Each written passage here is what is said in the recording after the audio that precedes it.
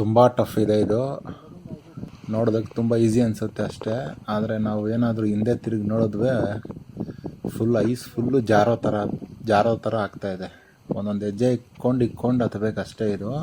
ಅವ್ರು root ready ಮಾಡ್ತಾವ್ರೆ. ಆ ರೂಟ್ ರೆಡಿ ಮಾಡ್ತಾ ಇರೋದಕ್ಕೆ ನಾವು ಹತ್ಕೊಂಡು ಹೋಗ್ತಾಯಿದ್ದೀವಿ ಅಷ್ಟೇ ಹೊರತು ನಿಜವಾಗ್ಲೂ ಹಂಗೆ ಅಂತೂ ಕಾಲಿಟ್ಕೊಟ್ರೆ ಎತ್ಕೊಂಡು ಹೋಗೋಕ್ಕಾಗಲ್ಲ, ಕಷ್ಟ ಇದೆ. ಆದರೆ ಲೈಫಲ್ಲಿ ಒಂದು ಒಳ್ಳೆ ಎಕ್ಸ್ಪೀರಿಯೆನ್ಸು ಇದು ಬೇಕಿತ್ತು. ಸಖತ್ತಾಗಿದೆ, ಖುಷಿ. ಮಣಿಕರಣ್ ಘಾಟ್ ಕಸೋಲ್ ನಾವಿಲ್ಲಿರೋದು. ತುಂಬ ಖುಷಿ ಆಗ್ತಾಯಿದೆ.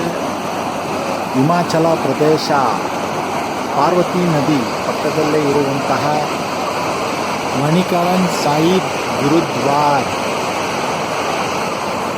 ವ್ಯೂ ಮಾತ್ರ ಸೂಪರಾಗಿದೆ, ಸಖತ್ತಾಗಿದೆ.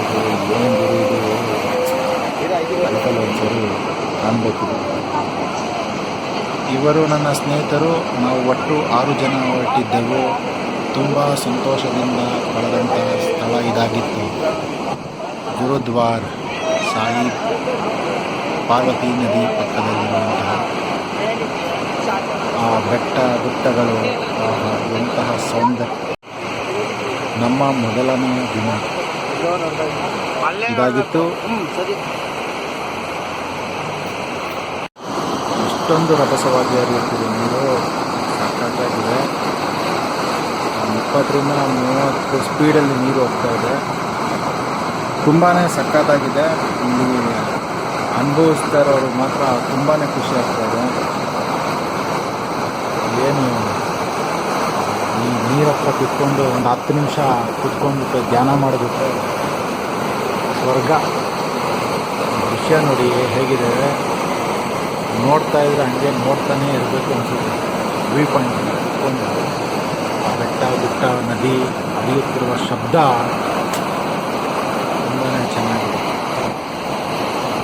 ತುಂಬ ಆನಂದ ಆಯಿತು, ಖುಷಿ ಆಯಿತು. ಇದು ನಾವು ಮಾಡ್ತಾ ಇರೋದು ಟ್ರೆಕ್ಕಿಂಗು ಸರ್ಪಾಸ್ ವ್ಯಾಲಿ ಅಂತ. ತುಂಬಾ ಚೆನ್ನಾಗಿದೆ. ತುಂಬ ಚೆನ್ನಾಗಿದೆ ಅನ್ನೋದಕ್ಕಿಂತ ತುಂಬ ಕಷ್ಟದಿಂದ ಹತ್ತಿ ಇಷ್ಟದಿಂದ ತುಂಬ ಖುಷಿಯಿಂದ ಎಂಜಾಯ್ ಮಾಡ್ತಾಯಿದ್ದೀವಿ. ಪ್ರತಿಯೊಂದು ಕ್ಷಣನೂ, ಪ್ರತಿಯೊಂದು ನಿಮಿಷನೂ. ಇಲ್ಲಿ ನಮಗೆ ಟೀಗೆ ಅಂತ ಸ್ಟಾಪ್ ಕೊಟ್ಟವ್ರೆ. ತುಂಬ ಸಿಕ್ಕಾಪಟ್ಟೆ ನಡೆದು ಬೆಟ್ಟ ಹತ್ತಿ ಸಾಕಾಗಿತ್ತು. ಇಲ್ಲಿ ಟೀಗೆ ಅಂತ ಸ್ಟಾಪು. ಇಲ್ಲಿ ಟೀ ಕುಡ್ಕೊಂಡು ಮತ್ತೆ ಹಂಗೆ ಪಯಣ ಮುಂದಕ್ಕೆ ಹೋಗ್ತಾ ಇರುತ್ತೆ. ಬನ್ನಿ ನೋಡೋಣ ಇನ್ನು ಎಲ್ಲೆಲ್ಲಿ ಹೋಗ್ತೀವಿ ಅಂತ ತೋರಿಸ್ತೀನಿ. ಕರ್ನಾಟಕದಿಂದನೂ ಬೇಜಾನ್ ಜನ ಬಂದವ್ರೆ, ಹಿಂದಿಯವರು ಬಂದವ್ರೆ. ನೋಡಿ, ಇದು ತುಂಬ ಸಖತ್ತಾಗಿದೆ ಪ್ಲೇಸು. ಹೋಗ್ತಾ ದಾರಿಲಿ ಐಸನ್ನು ಕಂಡಂಥ ಮೊದಲನೆಯ ಕ್ಷಣ. ಐಸ್ ಮೇಲೆ ಹೆಜ್ಜೆ ಇಟ್ಕೊಂಡು ಬಂದಂತಹ ಕ್ಷಣ ತುಂಬ ಚೆನ್ನಾಗಿದೆ. ಐಸ್ಗಳೆಲ್ಲ ಕರಗೋಗಿದೆ. ನಾವು ನೋಡಿದ್ದು ಇದೇ ಮೊದಲನೇ ಸಾರಿ. ತುಂಬ ಖುಷಿ ಆಯಿತು. ಈ ಖುಷಿಲಿ ಒಂದು ಫೋಟೋ. ಬನ್ನಿ ಹಾಗೆ ಮುಂದೆ ನಡ್ಕೊಂಡು ಹೋಗೋಣ. ಬೆಟ್ಟ ಹತ್ತಿ ಫುಲ್ಲು ಸುಸ್ತಾಗೋಗ್ಬಿಟ್ಟಿದೆ.